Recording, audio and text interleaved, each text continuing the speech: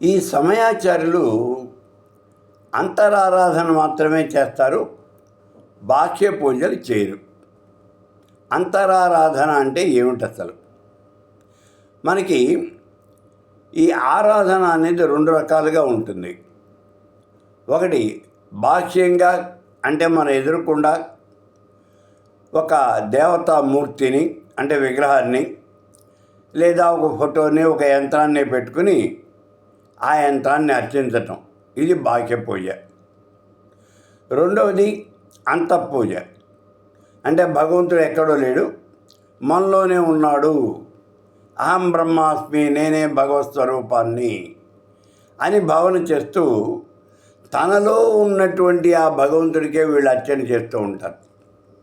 అర్చన చేస్తారు. ఎవరికి చేస్తారు? ఎదురుకుండా ఒక విగ్రహం పెట్టి చేయరు. నాలో ఉన్నటువంటి భగవానుడినే నేను అర్చిస్తున్నాను, అహం బ్రహ్మాస్మి, నేనే పరబ్రహ్మ స్వరూపాన్ని, కాబట్టి నాలో ఉన్న భగవానుడినే నేను అర్చన చేస్తూ ఉన్నాను. ఇది వీళ్ళు చేసే పని. ఇలా చేయటాన్నే అంతరారాధన అంటే తన లోపల ఉన్నటువంటి ఆ భగవత్ స్వరూపాన్ని వాళ్ళు ఈ రకంగా అర్చన చేస్తూ ఉంటారు.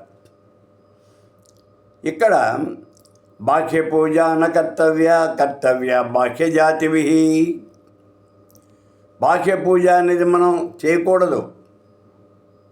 అది ఎవరు చేస్తారు అంటే బాహ్య జాతుల వాళ్ళు చేస్తారు.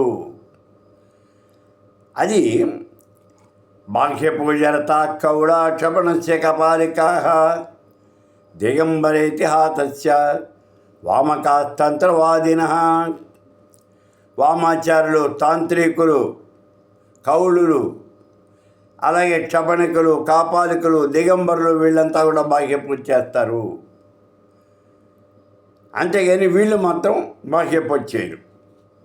సమయాచారులు బాహ్య పూజ చేయరు. బాహ్య పూజ అంటే భగవంతుడు వేరు నేను వేరు అని భావన చేసి ఆ భగవంతుడి యొక్క విగ్రహాన్ని కానీ భగవంతుడి యొక్క యంత్రాన్ని కానీ ఎదురుకుండా పెట్టుకుని దాన్ని అర్చించడం, దీన్ని బాహ్య పూజ అని అంటారు. అది చేయరు. వీళ్ళు కేవలం అంతరారాధన మాత్రమే చేస్తారు. అంతరారాధన పరావైదిక బ్రహ్మవాదిన. బ్రహ్మవాదులు, వీళ్ళే బ్రహ్మవాదులు అంటే ఈ సమయాచారులు.